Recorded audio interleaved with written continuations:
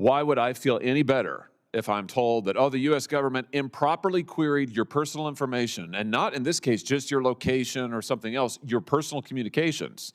The government looked at those, targeted them. You can use whatever verb you want, found them out. But don't worry, they weren't going after you in the first instance. They just happened to have all your stuff, and so then they looked into it because there are no effective constraints on them.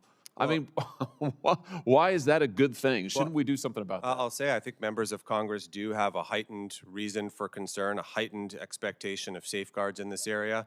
Members of Congress have every right and every reason to talk to foreign officials. And of course, the executive What about branch journalists? What about normal Americans, who is somebody who's got a family member who lives overseas? I don't care who the person is. My point is, when you've got in a single year 278,000 improper queries, it seems to me it makes no difference to the Americans whose data was improperly searched to say, well, but it's really okay because you weren't targeted.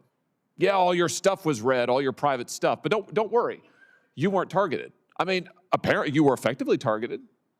Yeah, Senator, I think we have to remember this data is being collected on foreign intelligence targets overseas. It's not like going to the phone company and checking all the phone records that are there. But it sweeps in quite a bit of American data, right? I mean, the case, the Hasbadrami court noted that in 2011, now that's ancient history now, 2011 alone, this swept in something like 250 million emails.